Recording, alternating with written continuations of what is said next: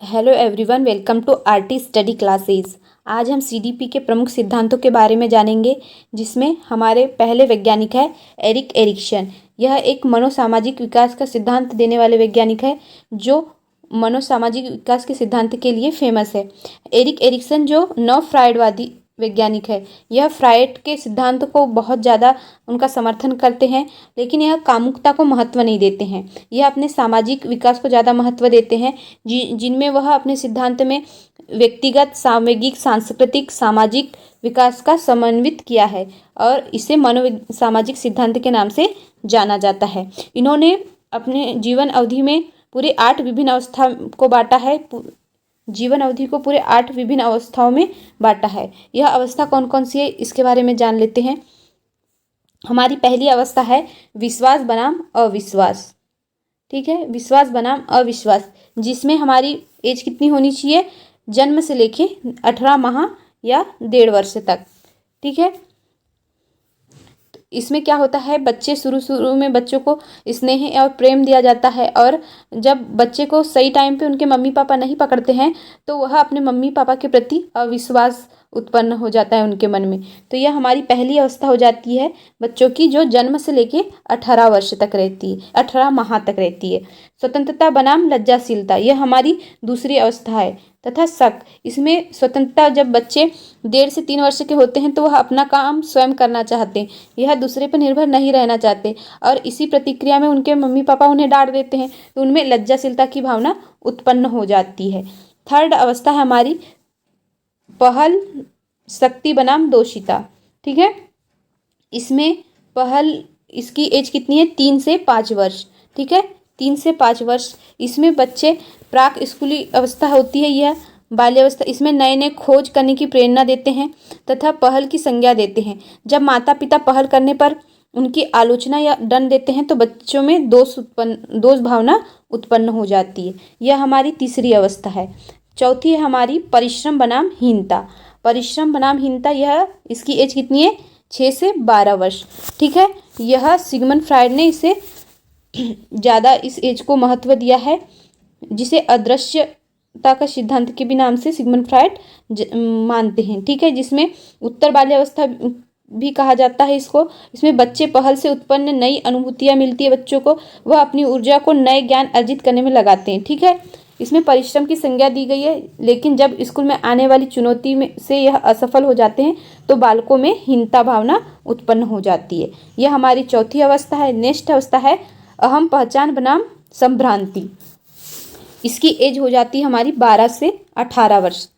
यह प्रमुख 8 अवस्था है जो एरिक एरिक्सन ने अपने सिद्धांत में बताया था। ठीक है, इनकी एक बुक है चाइल्डहुड एंड सोसाइटी, 1963 में उन्होंने पूरी अपनी जीवन अवधि के बारे में बताया है। ठीक है, अहम पहचान बनाम संभ्रांति, इसमें किशोर अवस्था की अवस्था होती है। इस अवस्था में किशोर में जब जानने की प्राथमिकता होती है, तब वह कौन, कैसा, किस लिए आदि की पहचान करने लगता है, और फिर उसी के बीच वह क्या हो जाता है, संभ्रांति की स्थिति में उत्पन्न हो जाती है उसके मन में। ठीक है, तीसरा है हमारा घनिष्ठता बनाम अलगाव। यह एज हो जाती है 18 से 35 वर्ष तक। इसमें आरंभिक अवस्था में, युवा अवस्था में जब व्यक्ति दूसरे व्यक्ति से धनात्मक संबंध बनाते हैं, तब इनमें घनिष्ठता उत्पन्न हो जाती है, लेकिन सामाजिक रूप से यह अलग अलग हो जाते हैं। ठीक है, नेक्स्ट है हमारा जननात्मकता बनाम स्थिरता। इसकी एज 35 से 65 वर्ष तक होती है। यह अवस्था मध्य वयस्कावस्था भी कहलाती है। ठीक है, इस अवस्था को मध्य वयस्कावस्था के नाम से भी जाना जाता है। यह जननात्मकता में उत्पन्नता सम्मिलित होती है, लेकिन जब व्यक्ति को जननात्मकता की चिंता उत्पन्न नहीं होती है तो उसमें स्थिरता आ जाती है। नेक्स्ट अवस्था है हमारी अहम संपूर्णता बनाम निराशा। इसकी एज 65 के बाद यह मृत्यु तक होती है। ठीक है, हमारे सेकेंड वैज्ञानिक है थॉर्नडाइक। थॉर्नडाइक यह एक जो हमारे वैज्ञानिक है, बहुत आईएमपी वैज्ञानिक है। ये हमारे थॉर्नडाइक के से संबंधित क्वेश्चन हमारे सीटेट एग्जाम में पूछा जाता है। थॉर्नडाइक ने सीखने के सिद्धांत का प्रतिपादन किया था। 1898 में अपने पीएचडी शोध प्रबंधन, जिसका शीर्षक इंटेलिजेंस था वह प्रथम अमेरिकी वैज्ञानिक थे। थार्नडाइक का संबंध किस देश से था? अमेरिका से। ठीक है, ये भी पूछा जाता है।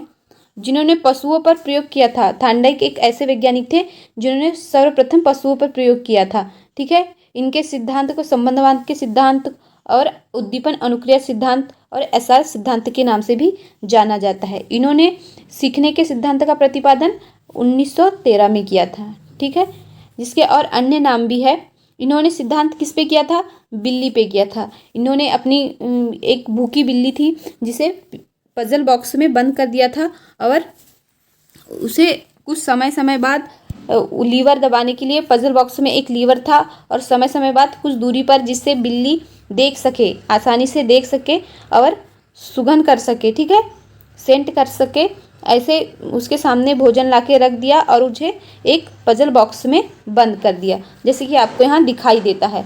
बिल्ली बहुत भूखी थी, जिससे वह भोजन को देखते हुए अपने पजल बॉक्स में इधर उधर होने लगी और गलती से उसका पैर पजल बॉक्स में लग गया और वह पजल बॉक्स खुल गया।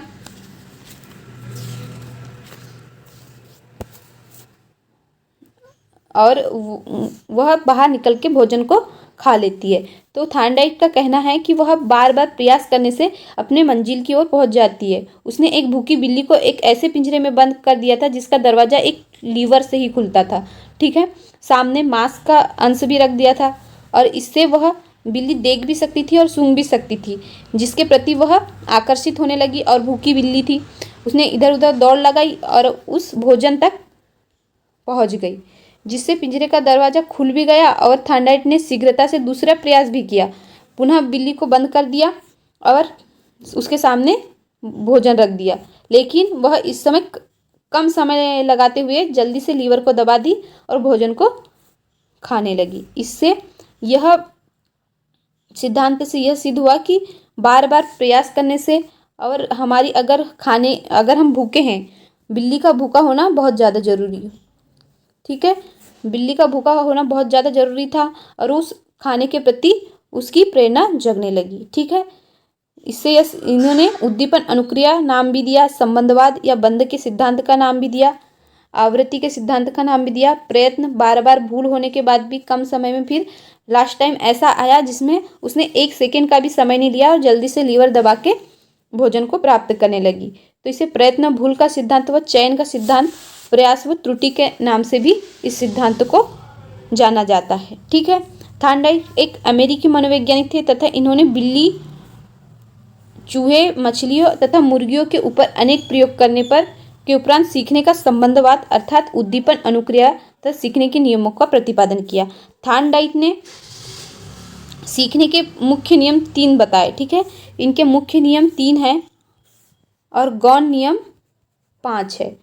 ठीक है, कौन कौन से? पहला है तत्परता का नियम। इस नियम का तात्पर्य है कि यदि हम किसी कार्य को सीखने के लिए तैयार या तत्पर होते हैं तो हमें शीघ्र ही सीख लेते हैं। भाटिया के अनुसार तत्परता या किसी कार्य के लिए तैयार होना ही युद्ध को आधा विजय कर लेना है। ठीक है, ये किसने बोला है? भाटिया ने बोला है। अगर हम किसी कार्य के प्रति तत्पर हैं तो हम उस युद्ध को आधा जीत चुके हैं। वुडवर्थ के अनुसार यह मानसिक तैयारी का नियम है। ठीक है, इनके नियमों में भी कई वैज्ञानिकों ने अपने अपने विचार रखे हैं।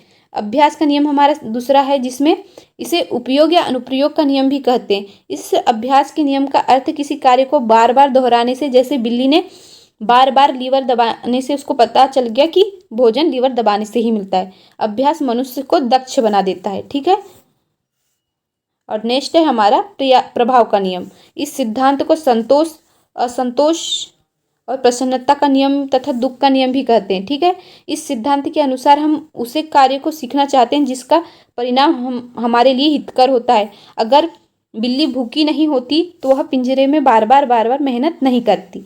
ठीक है, इसलिए वो भोजन उसके लिए हितकर था, इसीलिए वह इस प्रयास को बार बार करने लगी थी। इसलिए यह प्रभाव का नियम। हमारे 5 गौण नियम कौन कौन से हो जाएंगे? पहला है हमारा बहुप्रतिक्रिया का नियम, आत्मीकरण का नियम, यह हमारा दूसरा गौण नियम है। मानसिक विन्यास का नियम, आंशिक क्रिया का नियम और सहचारी का परिवर्तन का नियम। यह हमारे 5 गौण नियम है। किसने